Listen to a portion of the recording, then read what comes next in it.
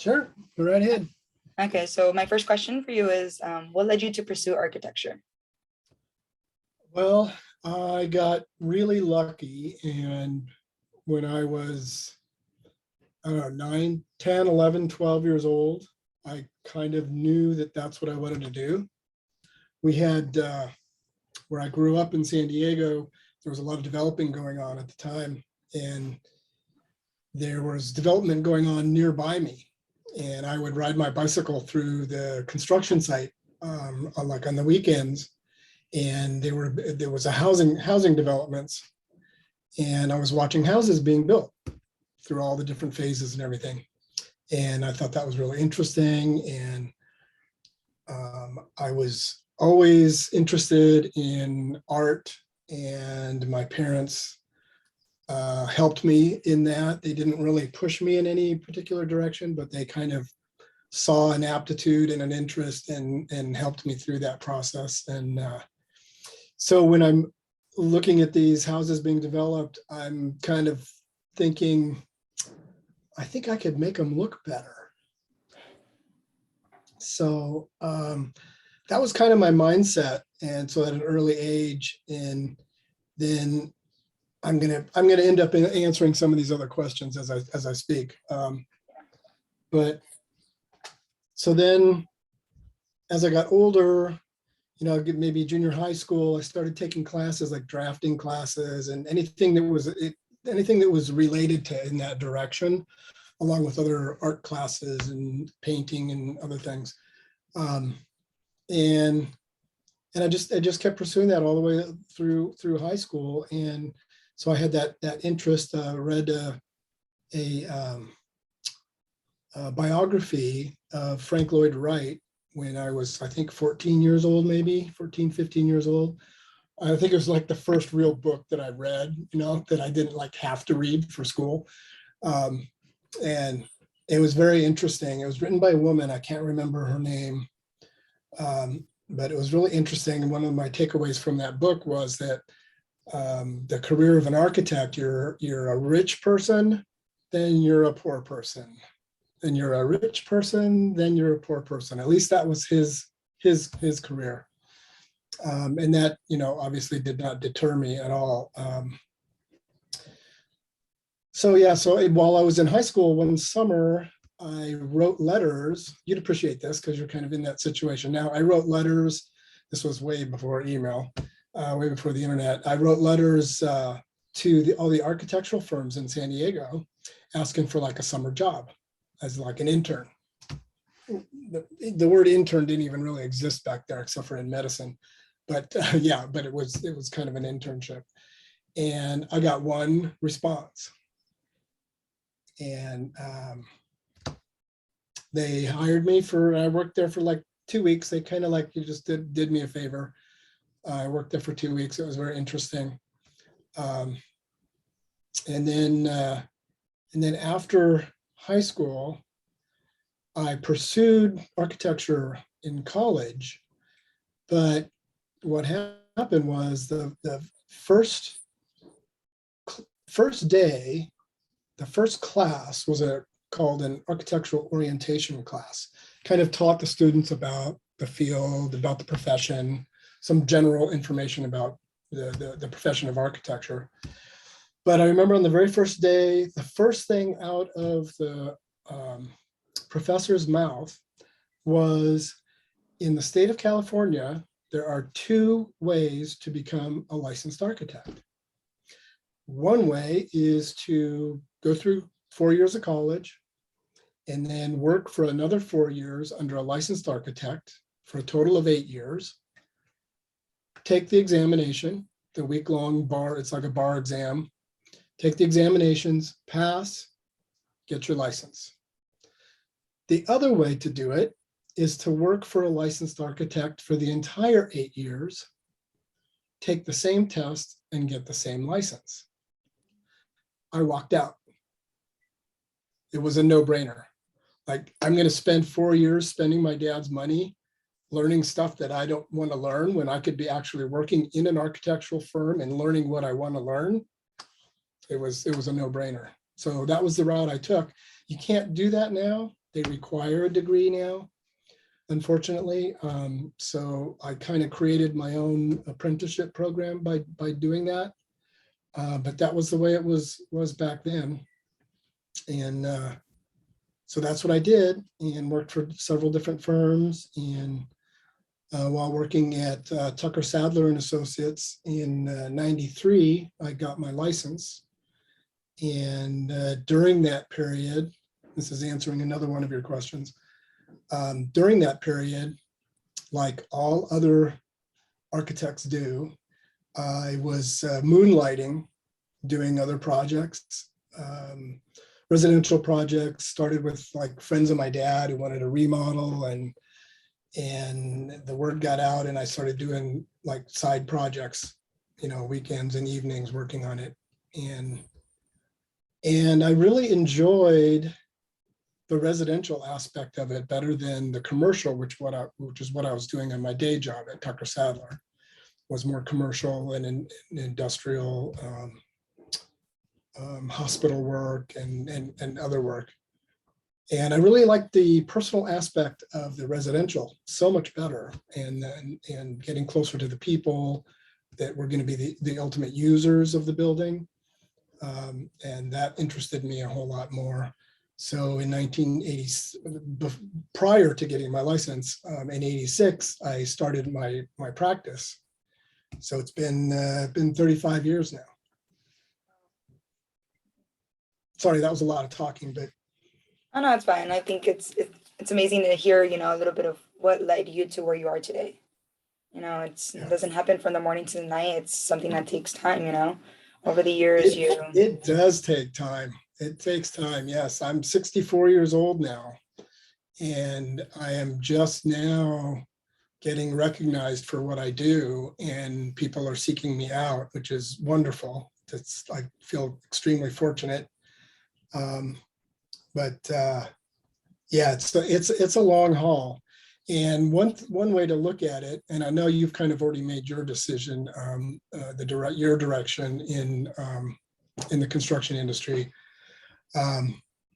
But as an architect, like right now, my projects, I'll get a new project, new clients, and it's a 3, 4, sometimes 5-year commitment to when the project starts to when the project is done, completed, built, and the owners have moved in.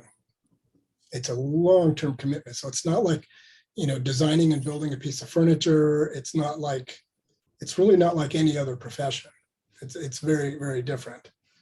And like you, I really enjoy the construction aspect of it. So I always make sure that I'm a part of the construction process, which is, to build a high-end custom home. It's, a 1.5 to 2 years just for the construction portion.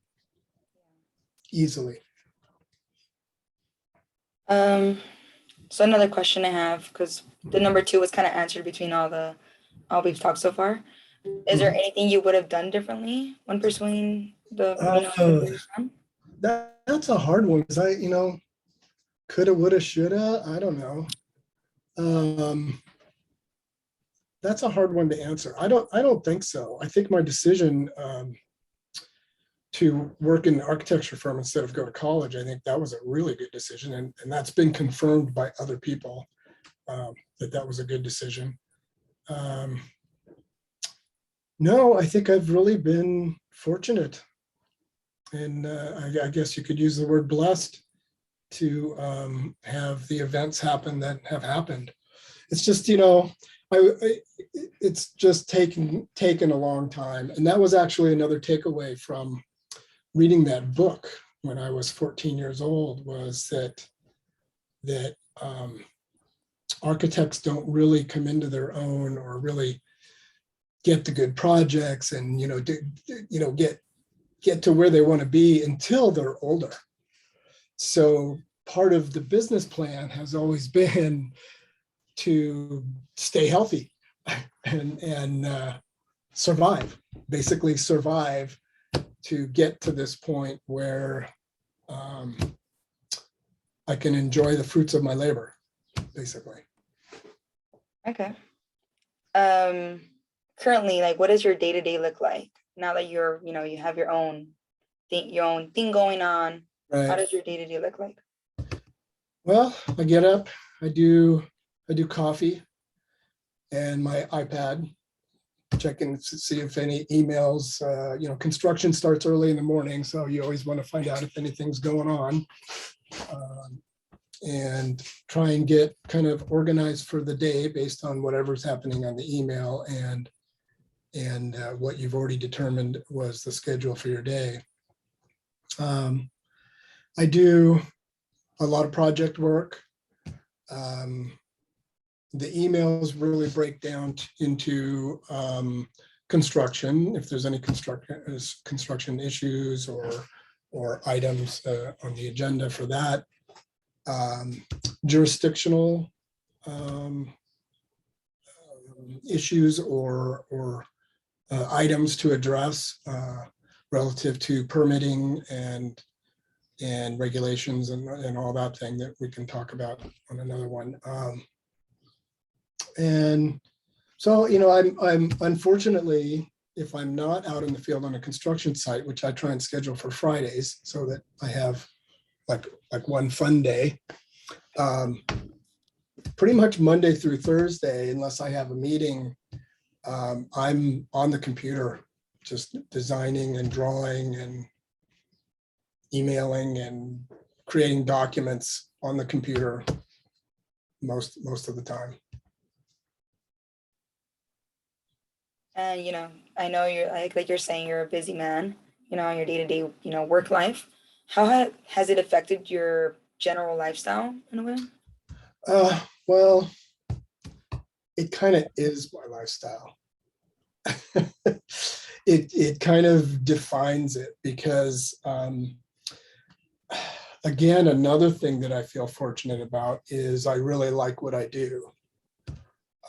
Not all aspects of it, but the majority of it, I like what I do. And so it is my lifestyle. It is my life. I mean, I do other things, but the majority of it is centered around being an architect, doing projects and creating things for people. I really enjoy that quite a bit. And so that's what I do. Great. So another question that I have here on my list is, what skills are most desirable and important in this field? What's something you would like to tell me that you think is a great skill to have for, especially in this type of field that we're in or that you're in? Skills? Yeah. Did you say skills? What skills? Okay. Well, that's an important one. I would say patience, based on what I was just talking about. Patience is a good skill. Organizational skills are extremely important, and I'm assuming that you're very good at that, and that's one of the reasons you're pursuing what you want to pursue, is because the organizational part of it appeals to you, and I would assume so. But that's an important part of it. For what I do, creative talent is an important skill. Artistic ability. Dealing with people, very important. That's about it. Okay. What is well, I think you kind of already answered this in one of your previous answers, but what is the most rewarding part of your job? Yeah, I sort of answered it, but yeah, I would like to address it specifically. The most rewarding part of my job is the building, is the finished product. That 3 to 5 year commitment that I told you about, all the work involved, all the stress, all the blood, sweat, and tears, getting to the point where there's actually a building and it's beautiful, and the owner, the person who paid for the building, is happy with it and they love it, and it ends up having a life of its own, and it'll be here after I'm gone. And so I would say that that is the most rewarding thing. And along those lines, I would also say that I have noticed young people coming out of architecture school, a lot of them, I won't say every, I don't want to shoot anybody down, but I've noticed a lot of students that don't understand that the whole purpose of being an architect is not to draw pretty pictures and do pretty 3D renderings and for your Instagram or whatever. The purpose is to build buildings and build structures and create the built environment, whatever that might be.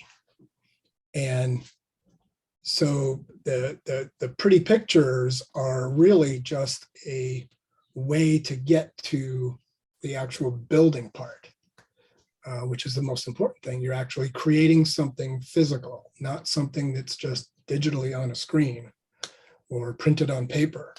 It's an actual physical object that people can experience and feel and touch and enter and exit and experience. And so that to me is probably the most fulfilling, is the actual building portion. Yeah, that makes totally sense. So now that you told me something that's what's the most rewarding for you, what about what's the most challenging part of this job for you? Oh, that's easy. That's easy. The most challenging is